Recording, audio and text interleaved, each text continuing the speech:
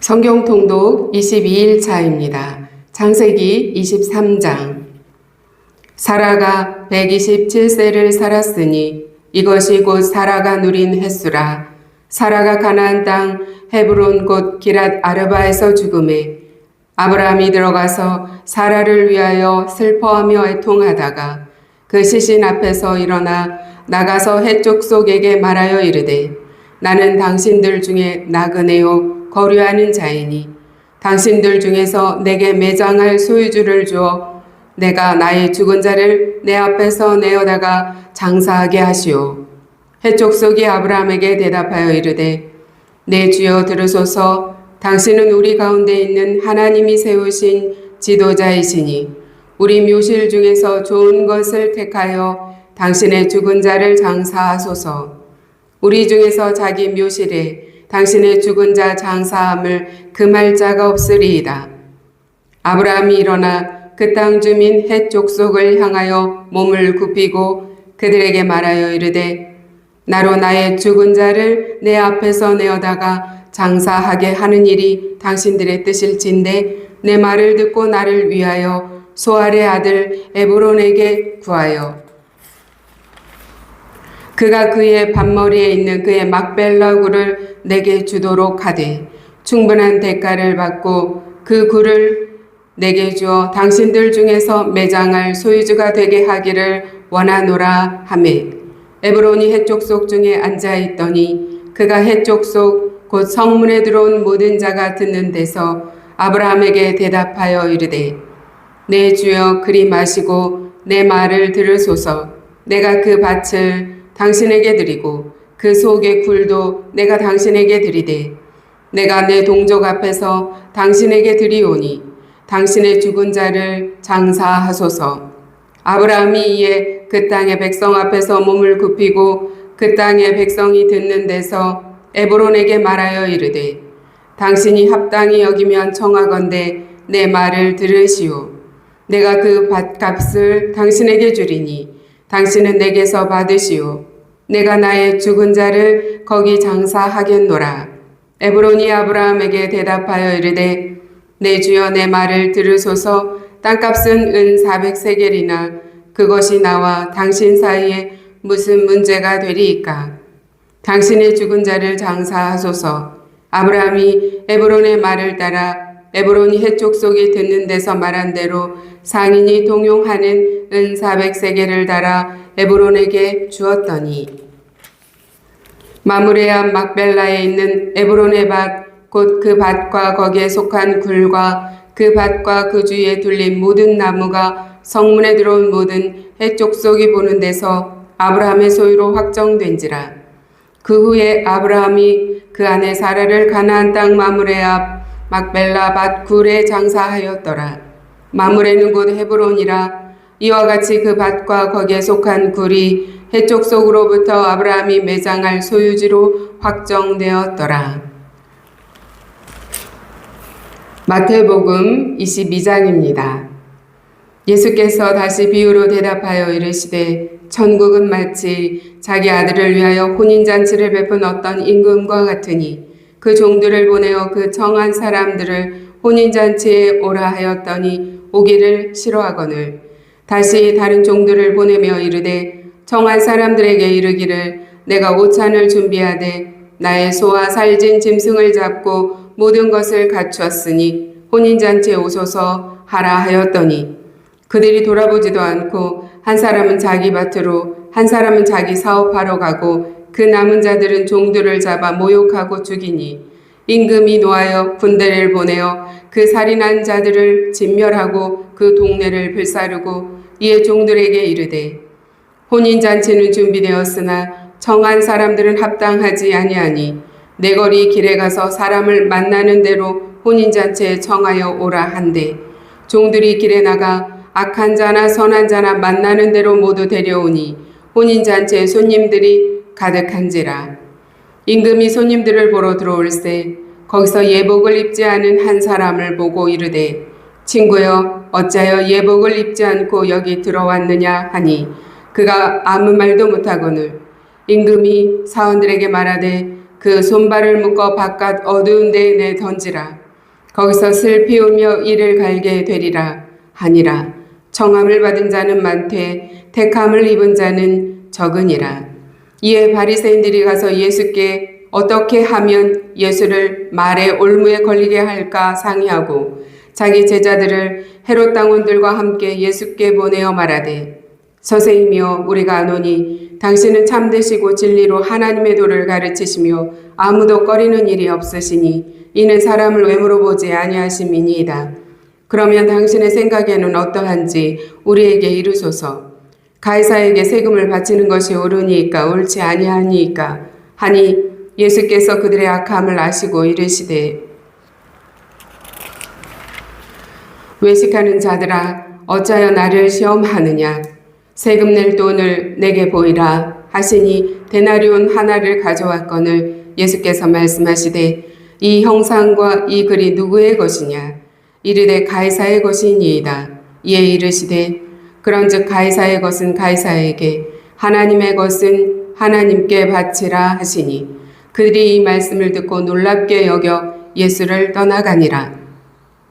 부활이 없다 하는 사두개인들이 그날 예수께 와서 물어 이르되 선생님이여 모세가 일렀으되 사람이 만일 자식이 없이 죽으면 그 동생이 그 아내에게 장가들어 형을 위하여 상속자를 세울지니라 하였나이다.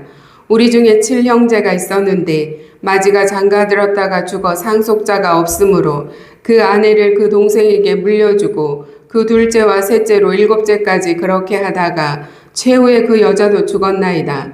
그런즉 그들이 다 그를 취하였으니 부활 때의 7 중에 누구의 아내가 되리이까? 예수께서 대답하여 이르시되 너희가 성경도 하나님의 능력도 알지 못하는 고로 오해하였도다. 부활 때에는 장가도 아니가고 시집도 아니가고 하늘에 있는 천사들과 같으니라. 죽은 자의 부활을 논할진대 하나님이 너희에게 말씀하신 바 나는 아브라함의 하나님이요 이삭의 하나님이요 야곱의 하나님이로라 하신 것을 읽어보지 못하였느냐. 하나님은 죽은 자의 하나님이 아니요 살아있는 자의 하나님이시니라 하시니 무리가 듣고 그의 가르치심에 놀라더라. 예수께서 사두개인들로 대답할 수 없게 하셨다 함을 바리새인들이 듣고 모였는데 그 중에 한 율법사가 예수를 시험하여 묻되 선생님 율법 중에서 어느 계명이 크니까? 예수께서 이르시되 내 마음을 다하고 목숨을 다하고 뜻을 다하여 주 너의 하나님을 사랑하라 하셨으니 이것이 크고 첫째 되는 계명이요 둘째도 그와 같으니 내 이웃을 내 자신같이 사랑하라 하셨으니 이 2 계명이 온 율법과 선지자의 강령이니라. 바리새인들이 모였을 때에 예수께서 그들에게 물으시되 너희는 그리스도에 대하여 어떻게 생각하느냐? 누구의 자손이냐? 대답하되 다윗의 자손이니이다. 이르시되 그러면 다윗이 성령에 감동되어 어찌 그리스도를 주라 칭하여 말하되 주께서 내 주께 이르시되 내가 내 원수를 내 발 아래 둘 때까지 내 우편에 앉아 있으라 하셨도다 하였느냐. 다윗이 그리스도를 주라 칭하였은즉 어찌 그의 자손이 되겠느냐 하시니 한마디도 능히 대답하는 자가 없고 그날부터 감히 그에게 묻는 자도 없더라. 느헤미야 12장입니다. 사알디엘의 아들 스룹바벨과 예수아와 함께 돌아온 제사장들과 레위 사람들은 이러하니라. 제사장들은 스라야와 예레미야와 에스라와 아마랴와 말룩과 핫두스와 스가냐와 르훔과 무레못과 이또와 긴느도이와 아비야와 미야민과 마야다와 빌가와 스마야와 요아립과 요다야와 살루와 아목과 힐기야와 여다야이니 이상은 예수아 때의 제사장들과 그들의 형제의 지도자들이었느니라. 레위 사람들은 예수아와 빈누이와 감미엘과 세레바와 유다와 마따나니 그 마따냐는 그의 형제와 함께 찬송하는 일을 맡았고 또 그들의 형제 박부갸와 운노는 직무를 따라 그들의 맞은편에 있으며 예수아는 요야김을 낳고 요야김은 엘리아십을 낳고 엘리아십은 요야다를 낳고 요야다는 요나단을 낳고 요나단은 야뚜아를 낳았느니라.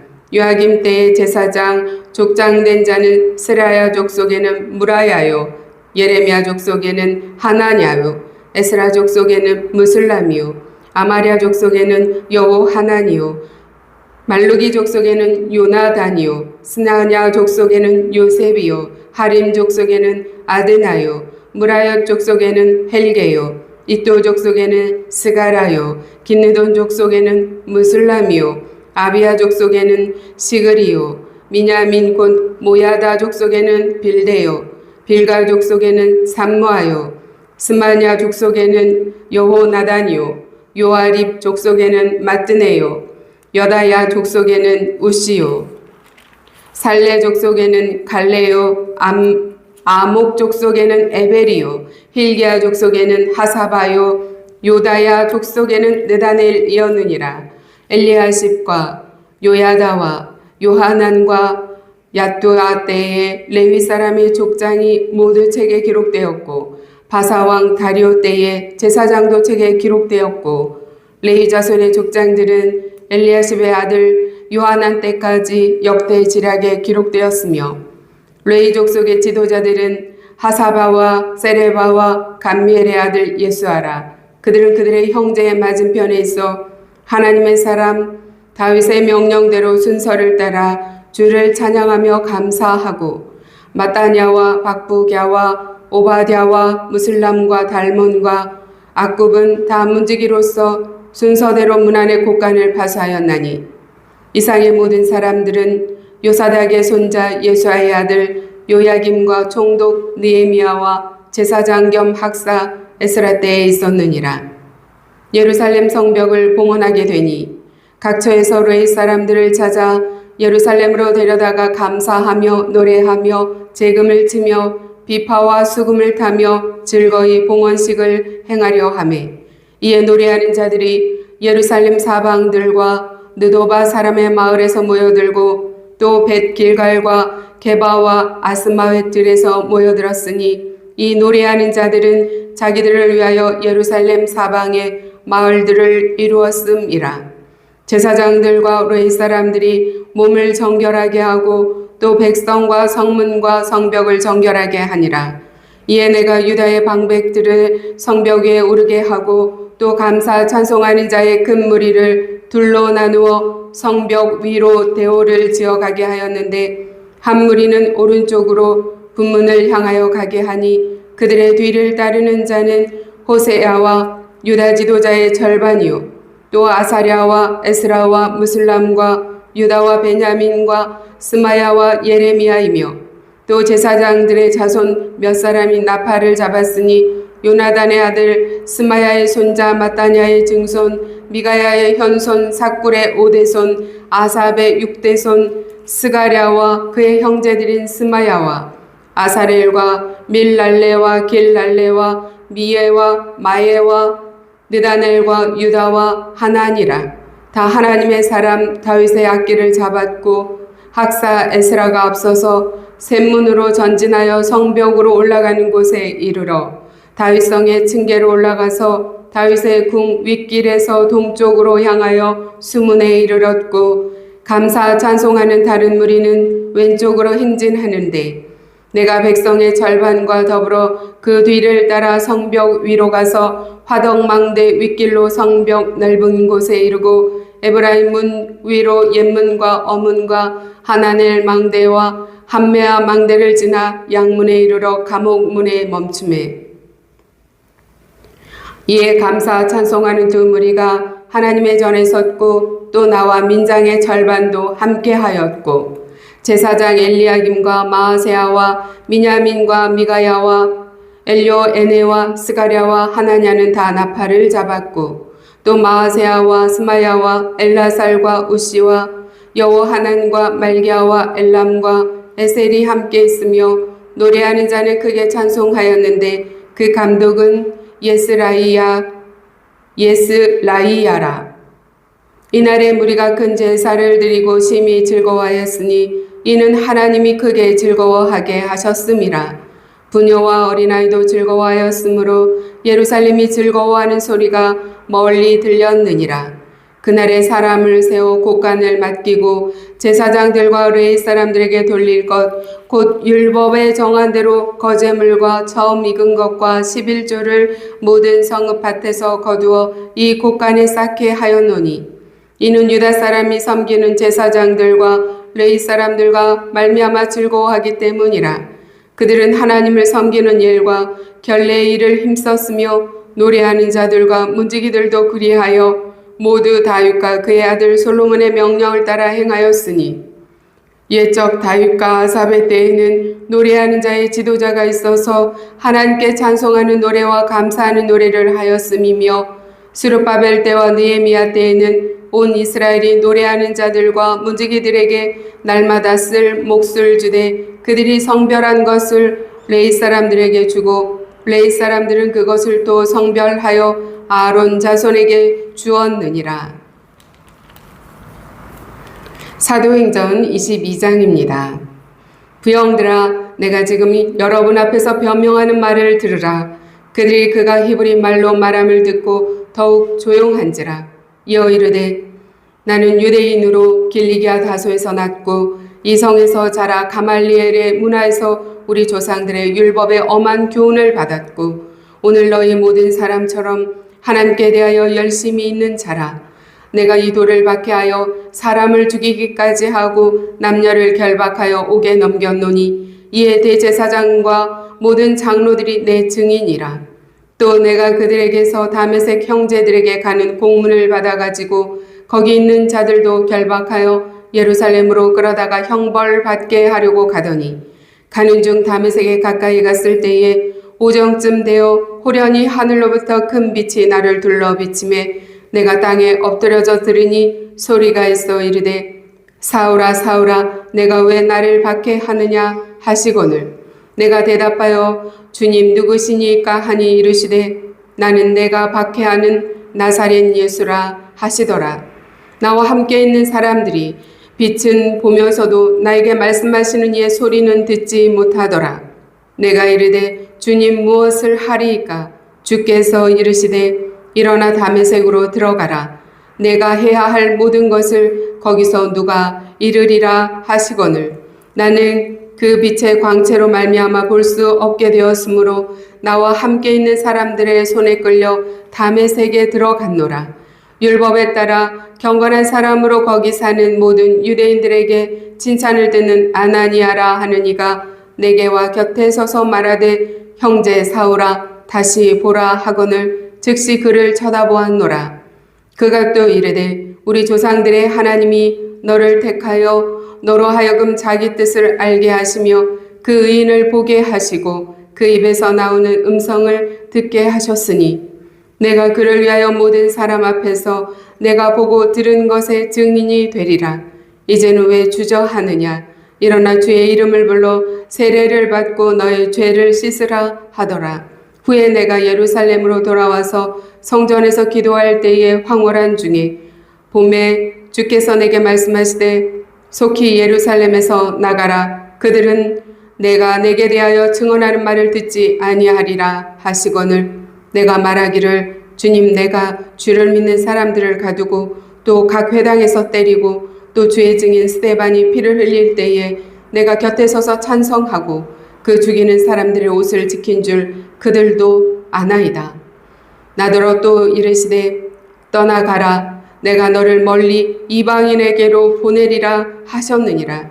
이 말하는 것까지 그들이 듣다가 소리질러 이르되 이러한 자는 세상에서 없애버리자 살려둘 자가 아니라 하여 떠들며 옷을 벗어던지고 티끌을 공중에 날리니 천부장이 바울을 영내로 데려가라 명하고 그들이 무슨 일로 그에 대하여 떠드는지 알고자 하여 채찍질하며 신문하라 한데 가죽줄로 바울을 매니 바울이 곁에 서 있는 백부장더러 이르되 너희가 로마 시민 된 자를 죄도 정하지 아니하고 채찍질할 수 있느냐 하니 백부장이 듣고 가서 천부장에게 전하여 이르되 어찌하려 하느냐 이는 로마 시민이라 하니 천부장이 와서 바울에게 말하되 내가 로마 시민이냐 내게 말하라. 이르되 그러하다. 천부장이 대답하되 나는 돈을 많이 들여 이 시민권을 얻어노라. 바울이 이르되 나는 나면서부터라 하니 신문하려던 사람들이 곧 그에게서 물러가고 천부장도 그가 로마 시민인 줄 알고 또 그 결박한 것 때문에 두려워하니라. 이튿날 천부장은 유대인들이 무슨 일로 그를 고발하는지 진상을 알고자 하여 그 결박을 풀고 명하여 제사장들과 온 공회를 모으고 바울을 데리고 내려가서 그들 앞에 세우니라. 아멘. 하나님의 말씀입니다. 오늘은 22일차입니다. 창세기 23장은 사라의 죽음과 믿음의 매장지 막벨라 굴이 소개되고 있습니다. 창세기 22장에 이삭의 번제 사건 이후에 나오는 장면이죠. 믿음의 절정적 시험 이후에 아브라함은 이제 현실 속에서 죽음을 맞이합니다. 아내의 죽음을 맞이합니다. 평생을 함께한 아내입니다. 사라가 127세에 세상을 떠납니다. 아브라함은 사라를 위해서 애통하며 웁니다. 그리고 아브라함은 절망 가운데 주저하지 않고 오히려 그는 약속의 땅 매장지를 구입합니다. 아브라함은 해족 속에게 막벨라 굴을 정식 계약을 맺고 구입합니다. 하나님이 약속하신 땅이지만 아직 소유하지 못한 상황에서 그는 그 땅 일부를 삽니다. 하나님이 반드시 약속을 이루실 것이라는 믿음의 고백이 담긴 땅입니다. 아브라함이 이제 평생의 동역자 사라가 역사에 남긴 소망의 흔적이 있습니다. 아브라함의 평생의 동역자였던 사라가 역사에 남긴 소망의 흔적 첫 번째는 막벨라 굴입니다. 막벨라 굴은 아브라함이 가나안 땅에서 대가를 지불하고 처음으로 소유한 땅이고 그 막벨라 굴에 사라가 묻히고 아브라함이 묻히고 이삭이 묻히고 리브가가 묻히고 레아가 묻히고 야곱이 묻힙니다. 이처럼 이스라엘에게 약속의 땅으로 뿌리가 되는 막벨라 굴은 아브라함의 평생에 능하지 못할 일이 아브라함의 평생의 동역자였던 사라가 가장 먼저 묻힘으로 시작됩니다. 사라의 두 번째는 사라의 믿음입니다. 여호와께 능할 일이 없다는 것을 보여준 것이 사라입니다. 이후에 사무엘의 어머니 한나와 또한 예수님의 육신의 어머니 마리아에게 소망이 됩니다. 마태복음 22장에는 예수님께서 십자가의 죽음을 앞두고 종교 지도자들과 공개적으로 논쟁하는 장면이 담겨 있습니다. 혼인잔치 비유, 세금 논쟁, 부활 논쟁, 가장 큰 계명이 무엇인가에 대한 논쟁까지 기록되어 있습니다. 예루살렘 성전의 대제사장들과 백성의 장로들이 예수님의 존재를 두려워한 이유는 첫째, 예수님께서 3년 공생애 동안에 행하신 일들이 그들을 두렵게 했습니다. 둘째, 예수님께서 예루살렘에 입성하실 때 일어난 백성들의 뜨거운 반응이 이들을 두렵게 했습니다. 셋째, 예수님께서 성전에서 제사를 드리지 않는 것이 그들을 또한 두렵게 했습니다. 넷째, 예수님의 성전 청결 사건으로 예루살렘에 더 큰 소동이 일어난 것이 그들 또한 두렵게 했습니다. 이 모든 이유로 인해서 그들은 결국 예수님을 죽이기로 결심합니다. 산헤드린 공회원들이 본격적으로 예수님을 공격합니다. 이들과 예수님 사이에서 일어난 5차례의 논쟁이 마태복음 21장과 22장에 기록되어 있습니다. 산헤드린 공의의 세력과 세금 부활 그리고 계명에 관한 그런 공개적인 논쟁을 하시면서 예수님께서는 그들과 부딪히십니다. 예루살렘 성전에서 예수님께 권위에 관한 논쟁을 시도했다가 많은 사람 앞에서 망신을 당한 산헤드린 공회원들이 이번에는 예수님이 머물고 계신 곳으로 찾아와서 시비를 겁니다. 산헤드린 공회원들과 예수님 사이에 두 번째 논쟁으로 세금 문제입니다. 바리새인들은 본래 로마의 통치와 세금 징수에 대해 반대해온 세력들입니다. 예수님을 세금 문제로 공경에 빠뜨리기 위해서 헤롯의 당원들과 함께 연합해서 예수님을 찾아와 논쟁을 시작한 것입니다. 그러나 예수님께서는 가이사의 것과 하나님의 것에 대한 명쾌한 논리로 이를 제압하십니다. 이번에는 예루살렘 성전의 제사장 세력인 사두개인들이 예수님을 공격합니다. 사두개인들이 신명기에 계대 결혼법을 가지고 예수님이 가르치시는 그 부활의 모순이 있다고 주장하면서 시비거리를 만든 것입니다. 예수님께서는 사두개인들의 이 억지 질문에 대해서 사두개인들은 성경도 하나님의 능력도 모른다고 질책하십니다. 또한 서기관인 한 율법사의 계명에 관한 논쟁으로 예수님께서는 신명기와 레위기 말씀으로 완벽한 답을 주십니다. 사내들인 공회원들은 최선을 다해 예수님을 공격했지만 논쟁에서 예수님을 결코 이길 수가 없었습니다.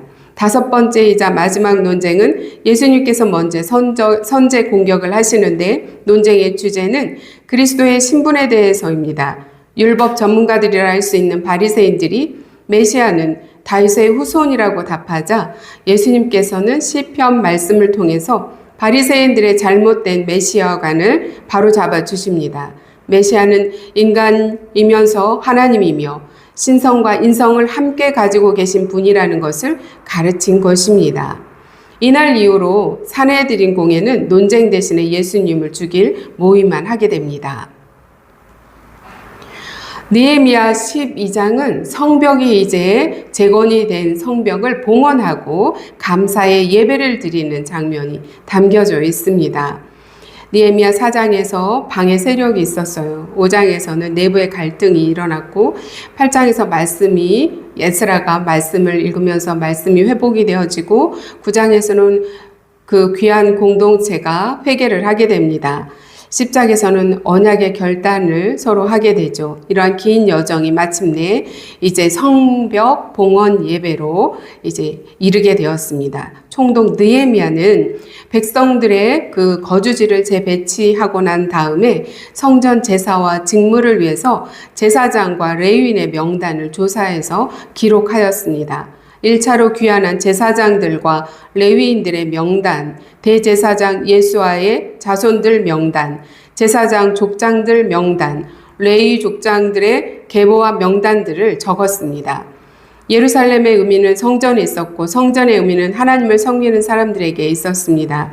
예루살렘이 하나님의 두 성으로서의 역할을 잘 감당하기 위해서는 그들을 통해서 제사가 잘 이루어지는 것이 전제되어야 했습니다. 그래야 그들을 통해서 하나님께서 백성들을 만나시고 또 백성들은 하나님 앞에 살 수 있었던 것입니다. 그러므로 느헤미야에 기록된 이 제사장과 레위인의 명단은 참으로 소중한 것이라 할 수 있습니다. 느헤미야와 귀한 공동체는 52일 만에 땀과 노력으로 성벽 재건을 이루었습니다. 그리고 성벽 봉헌식이 마침내 거행됩니다. 성벽 봉헌식의 진행 절차는 첫째 제사장들, 레위인들 그리고 백성들과 성문과 성벽에 대한 정결 예식을 행했습니다. 둘째, 두 무리로 나누어서 감사 찬송을 하면서 성벽 위로 대열을 지어 걸었습니다. 셋째, 두 무리가 만나서 성전으로 가서 큰 소리로 하나님을 찬송했습니다. 넷째, 마침내 성벽 봉헌식 제사를 하나님께 올려드립니다. 하나님께 제사 드리는 것이 가장 중요하기 때문에 느헤미야는 주인공으로 등장하지 않습니다. 느헤미야 12장 43절에는 심히 즐거워하였으니 크게 즐거워하였으므로 즐거워하는 이와 같은 즐거워하다라는 표현이 4번이나 등장합니다. 150년 전 예레미야 선지자는 폐허가 된 예루살렘을 바라보면서 밤새워 울고 또 울었습니다. 150년 만에 느헤미야가 예루살렘 성을 안전한 곳으로 만들고 예루살렘 성 안에서 큰 웃음소리가 넘쳐 흘러서 멀리까지 퍼져나가게 된 것입니다. 사도행전 22장에는 바울의 자신의 간증과 또한 복음을 변증하는 내용이 들어있습니다. 로마 제국의 천부장은 로마 시민인 바울을 위하여 5차 사내들인 공회를 소집합니다. 헬라어를 능숙하게 말하는 바울에게 놀란 로마 군대의 천부장이 동족 유대인들에게 변명할 기회를 달라는 바울의 요구를 들어줍니다. 바울이 진정성이 있게 동족 유대인들에게 자신을 밝히고 예수 그리스도를 증거했습니다. 그러나 그들의 반응은 여전히 바울을 죽이려고 했습니다. 이때 천부장은 바울의 요구를 들어주었다가 더 큰 소동이 일어나자 바울을 영내로 데려다 채찍질하며 신문하려고 합니다.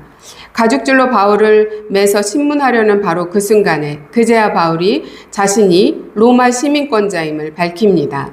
로마 시민 바울은 로마 시민을 결박한 사건을 두려워한 천부장은 바울의 요구대로 사내들인 공회를 소집합니다. 이렇게 소집된 사내들인 공회가 스데반 처형 이후에 약 20년 만에 예루살렘에서 열린 5차 사내들인 공회 재판입니다. 바울이 예루살렘 군중 앞에서 자신의 회심 이야기를 변증합니다. 방금 전 폭도들에게 잡혀 끌려온 상황입니다. 그러나 바울은 겁먹지 않고 오히려 이 위기의 자리를 복음 증거의 기회로 삼습니다.